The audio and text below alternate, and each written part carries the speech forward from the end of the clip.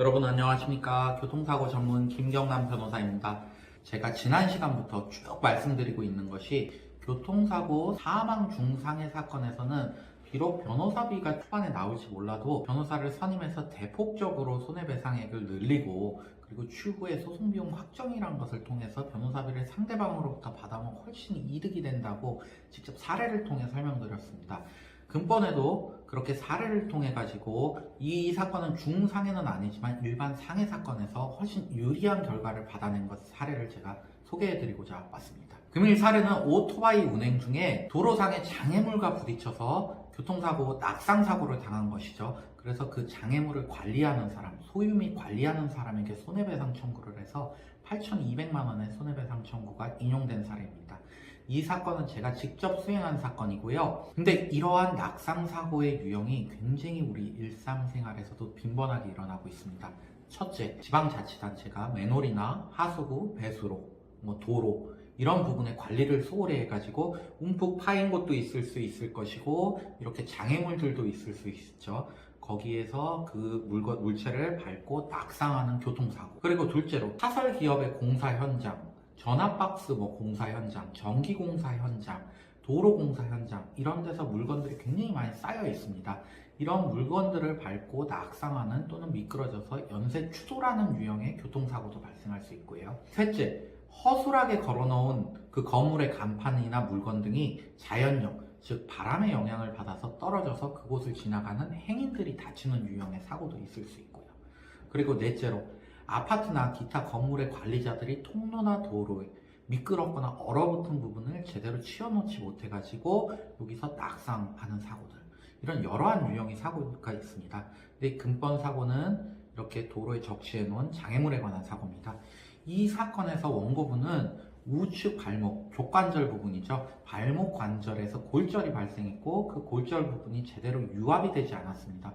뼈가 안 붙으면은 강직이 생기겠죠, 여러분들. 왜? 뼈가 제대로 붙지 않았으니까 제대로 붙지 않은 뼈를 움직일 수 있는 범위에 한정이 생기겠죠.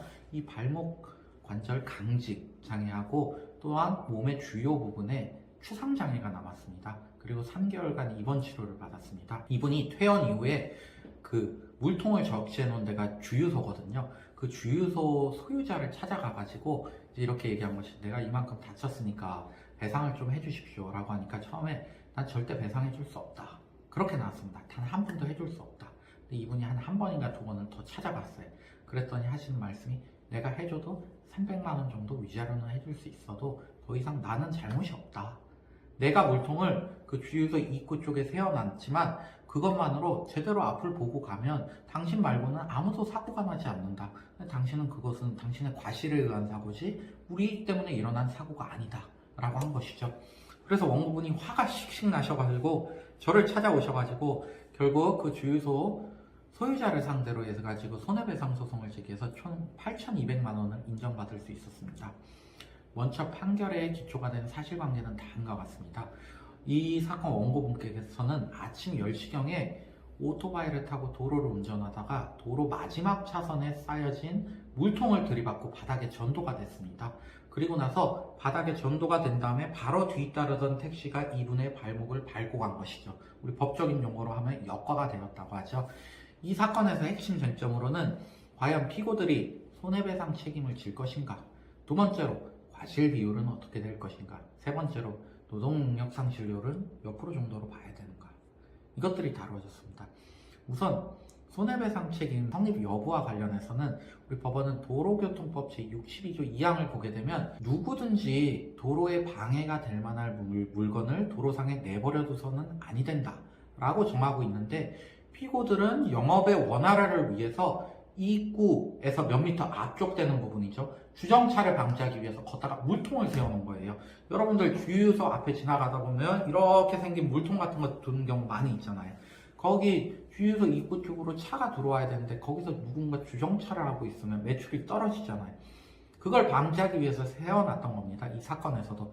그렇지만 아무리 영업의 활성화를 위하지만 도로에서 엄연히 하나의 차로를 막고 그렇게 세워놓는 것은 그건 불법이다 해서 책임이 인정된 것이죠. 과실비율 관련해가지고는 당시 원고분이 그래도 전방 주시 의무를 제대로 하였으면 물통을 보고는 피할 수는 있었겠죠. 그리고 또한 이 물통이 제일 마지막 차선에 세워져 있었습니다. 그렇기 때문에 이러한 점을 모두 다 감안해서 본다 그러면 결국 원고 앞을 제대로 못 보고 운전해서 사고를 당한 원고에게 30%, 피고에게는 70% 과실이 있다. 이렇게 우리 법원은 봤습니다. 그리고 마지막 쟁점으로는 이 노동능력 상실률이 치열하게 다퉈졌습니다. 이 주유소 측에서는 원고가 이미 충분한 치료를 받았기 때문에 치료를 받고 모두 회복됐는데 노동능력 상실, 후유장애 이런 게 어딨느냐 라고 주장을 한 것이죠. 그렇기 때문에 300만 원 위자료도 주장을 했겠죠.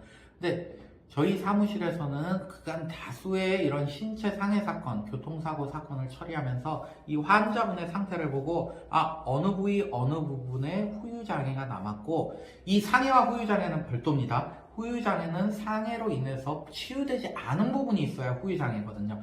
이런 부분이 우리 사무실에서는 정확히 어디가 남은지를 파악을 해가지고 이분은 족관절에 부정강직 장애가 남았고 손이나 팔 등 주요 부분에 추상장애가 남았다고 해서 그 두 부분에 감정 신청을 해가지고 모두 영구장애를 인정받았습니다. 구체적으로 우측 족관절의 부정강직 장애는 영구 10%에 그리고 추상장애는 영구 5%의 장애를 인정받을 수 있었습니다. 이렇게 감정을 넣을 때 해당하는 감정 과목을 정확히 고르는 것과 그 골라가지고 받는 과정에서 영구장애, 높은 장애율을 받는 것, 이게 전문 변호사의 가장 핵심적인 영향이라고 볼 수 있습니다. 이 사건에서 최초 원고분이 교산을 당했습니다. 그렇지만 본인의 과실 비율이 너무 높지는 않을까? 왜? 다른 차들은 다 피해가는데 나만 못 피한 것은 아닌가? 그렇지 않다 그러면 상대방이 보상을 해줬을 것인데 왜 300만 원 그것만 얘기했을까? 그런 부분에 조금 걱정이 많으셨어요. 근데 제가 이 사건 관련 판례들을 보면 과실 비율이 이 정도 나올 것 같다. 또한 노동능력 상실률도 충분히 뒷받침될 것 같으니까 한번 싸워보자 라고 해서 2년 동안 다툰 결과 이렇게 지연이자를 포함해서 1억 원 가까이 인정을 받을 수가 있었습니다. 자, 여러분들 교통사고 사망이나 중상해 사건에서는 보상액이 굉장히 높게 측정될 수 있는데 이런 부분에서 소액의 변호사비를 아낀다고 부인 소송을 진행하시다가 직접적으로 주장해야 되는 사항을 누락을 해가지고 조금밖에 받지 못하는 안타까운 경우를 제가 여러 번 봤기 때문에 이렇게 반복해가지고 꼭 소송으로 진행하시라는 영상을 찍고 있었습니다. 이 점 염두해 주시기 바랍니다. 감사합니다.